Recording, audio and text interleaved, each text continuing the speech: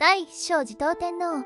女性である前に最高権力者だった男たちの戦争を生き抜いた姫君の正体。持統天皇の名は歴史の教科書にほんのわずかしか登場しません。しかし彼女の人生は日本史の転換点そのものでした。彼女の本名は宇野のさららの姫巫女と言います。父は中野大江の王子、つまり後の天智天皇。中野大江の王子といえば645年蘇我氏を討った一子の変の中心人物ですね。つまり持統天皇は政変の申し子として生まれた王女なのです。戦乱と陰謀が渦巻く朝廷に生まれ、姫君とはいえ平穏な宮中生活とは無縁でした。彼女は平和の象徴ではなく権力闘争の最前線に置かれた存在だったのです。天武天皇の後継者は息子ではなく自分だった。壬申の乱で勝利を収め、夫である天武天皇が即位します。持統天皇は天武の正妃として皇后に立てられました。そして2人の間には草壁の王子という子が生まれます。持統の願いは息子を天皇にすること。そのためには他の王子たちを退ける必要がありました。しかし息子の草壁の王子は天武の死後若くして病死してしまいます。そこで彼女が取った行動は驚くべきものでした。なんと自分自身が天皇として即位したのです。天武天皇の意志を継ぐただの中継ぎではありません。自らの手で政治を動かす覚悟を持った前例なき女帝の誕生です。教科書では即位とさらっと流されますが、当時の感覚からすればそれはまさに革命でした。なぜ彼女は日本で最初に上皇となったのか。そして即位から7年後、持統天皇は自ら皇位を退きます。後を継いだのは亡き草壁の王子の息子文武天皇ですが、政治の実権はまだ彼女の手にありました。その時持統が名乗ったのが大乗天皇。これは後の上皇にあたる存在で、持統が日本史上初の上皇です。つまり天皇を退いた後も政治を裏から指導するという新たな天皇制度の進化を女性の手で実現したということ。現在の上皇陛下の制度も実はこの持統の洗礼に基づいているのです。歴史の節目に女性の手があったことを私たちはどれほど意識しているでしょうか。第2章。夫天武天皇と貴族たちの政略結婚。叔父と姪、異例の婚姻が意味するもの。持統天皇と天武天皇、この2人の結婚にはいくつもの政治的な意味が込められていました。まず驚くべきことに2人は叔父と姪の関係です。現代の感覚では非常に近しい親族間の婚姻ですが、当時の皇族社会では政略のために血縁の近さは大きな障害ではありませんでした。むしろ持統の父天智天皇の血を引く王女が天武天皇と結ばれることによって2つの皇統が1つに統合される意味がありました。これは単なる夫婦ではありません。天皇の正当性を演出する婚姻だったのです。つまり持統天皇は最初から皇后になるべくして選ばれた女性でした。美しさや愛情よりも政治の重みがこの婚姻を決定づけたのです。壬申の乱の裏側、女たちの決断と忠誠。672年、日本史に残る内乱壬申の乱が勃発します。この戦いは天智天皇の死後後継者争いから起こった皇族間の血みどろの戦いでした。夫大海人の王子後の天武天皇は出家の身から軍を起こし、天智の子大友の王子と対決します。戦いの最中、持統はただ夫の帰りを待っていたわけではありません。彼女は家族を引き連れて都を脱出し、夫の軍に合流するという決断を下します。まだ幼かった草壁の王子を連れての逃避行は危険極まりないものでした。しかし持統は自らの手で天武政権の基礎を支えたのです。これは皇后である前に同志としての行動でした。教科書では一言で片付けられるこの乱ですが、その裏側には女たちの命を懸けた決断があったのです。天皇を作るために妻が動いた瞬間、壬申の乱に勝利し天武天皇が即位すると、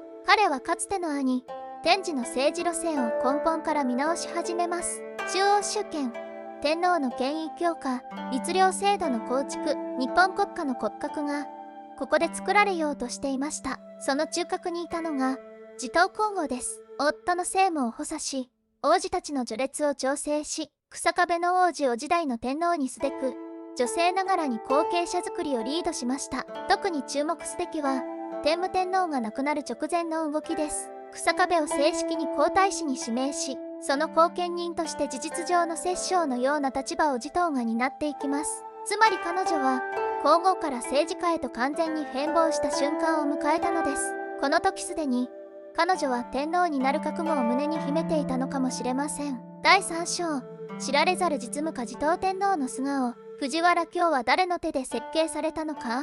持統天皇の最大の業績の一つ、それは日本で初めての本格的な都、藤原京の建設です。これ以前の都は天皇が変わるたびに遷都していました。しかし藤原京は計画的に都市設計された高級的な都として作られました。5番の目のような長方形、整然とした町区、中国唐の都を模倣した洗練された都の形。この大事業の中心にいたのが他でもない持統天皇でした。天皇自らが都市計画に携わったことはあまり知られていません。しかもこの藤原京は後の平城京、平安京の原型ともなる都です。つまり日本の都づくりの始祖は女帝、持統だったのです。律令国家の完成を目指して飛鳥清見原領の裏にある執念、天武が進めていた律令制度の整備、それを完成に向けて動かしたのも持統天皇でした。彼女は686年に天武が亡くなった後、飛鳥清見原領という法体系を施行します。これは日本における最初期の成文法の一つ、天皇の権威を明文化し、支配体制を安定させる重要な役割を果たしました。持統は法と秩序を感情ではなく制度で治めることを理解していたのです。女性でありながら、いや女性だからこそ混乱を恐れ安定を求める強い意志がそこにはありました。国家の基本を法によって築いたその執念は現代の法治国家の原点とさ言えるでしょう。年号を操る女帝、大法の誕生と意味、さらに見逃せないのが年号に関する持統の動きです。彼女の治世下で律令の名を冠した大法という元号が誕生します。これは律令国家が完成したことを象徴するような強い意味を持つ年号でした。元号を用いること自体、中国の皇帝文化を意識した高度な政治手法です。また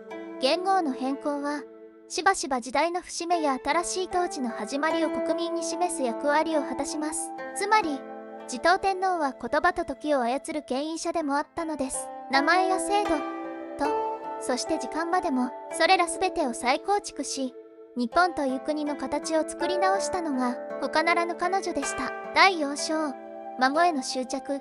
それは帝国を守る母の意地だった。日下部の王子の死に何を思ったのか。持統天皇の政治的目標、それはただ一つ日下部の王子を天皇にすることでした。天武天皇と持統の血を受け継ぐいわば完全な後継者。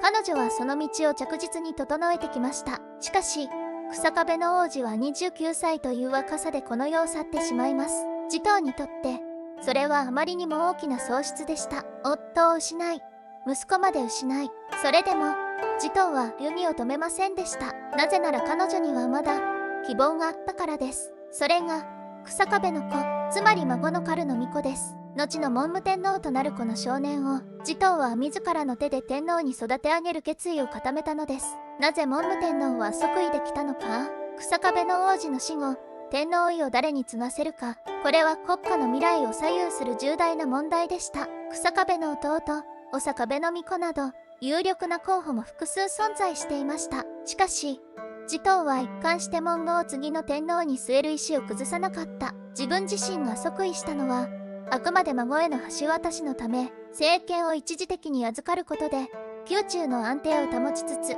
文武が即位できる年齢になるまで時間を稼いだのです。そして697年、文武天皇が即位。わずか14歳の若さでした。この即位は持統天皇の粘りと政治的手腕がなければ実現しなかったでしょう。彼女の執念と統率力こそが天皇の血統を守ったのです。藤原の不人との協力と政治の再構築。この時代、もう一人の重要人物がいます。それが藤原の不人です。彼は藤原の鎌足の子であり、後の藤原氏の栄光の礎を築く人物。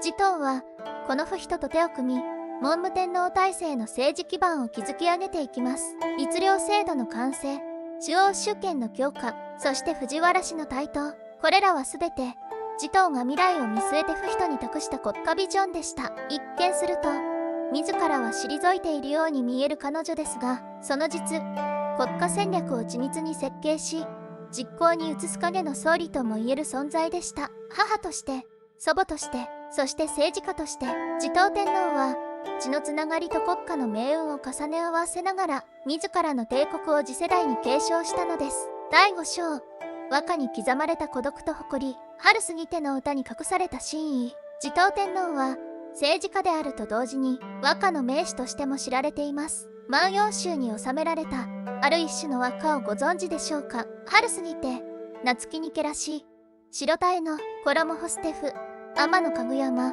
これは、持統天皇がなら、かぐやまを望みながら読んだとされる一首です。この歌の美しさは、四季の移ろいを読む情緒にあります。しかしそれ以上に、彼女の心の内を映し出した歌として、後世の研究者は注目しています。春の終わりとは、天武天皇の死、夏の始まりは、自らの知性の始まり、白い衣が干されるという描写には、清らかな決意と孤独な責任感がにじんでいるようにも感じられます。表面の美しさだけではなく、その裏にある政治の重みや妻としての喪失感が、この一首に込められているのかもしれません。女帝が愛したかぐやまと神話的風景。かぐやまは、奈良盆地の中心にある大和三山の一つです。天照大神の神話にも登場し、古来より神聖な場所とされてきました。持統天皇は、この山を愛し、政治の節目にしばしばこの山を訪れたと伝えられています。かぐやまを望む場所では歌を読む。それは、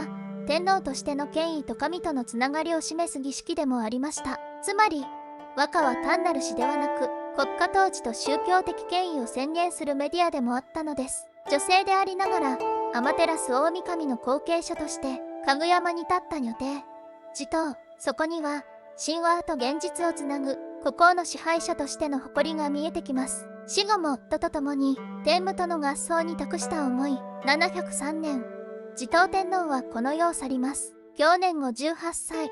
波乱に満ちた生涯でした。彼女の最後の願いは、夫、天武天皇と同じ墓に葬られること。この願いは叶えられ、現在もなら、飛鳥村にある藤原の御捧ぎに、天武と持統は日本初の天皇夫妻合葬墓として眠っています。これは、ただの仲睦まじい夫婦の物語ではありません。合葬とは、天皇家という統治の象徴を形として残すための、政治的な演出でもあったのです。私たちは、共に国を治め、共に国を築いた、そんな強い意志が、永遠の眠りの中に封じられているのです。孤独で、賢く、そして強かった持統天皇。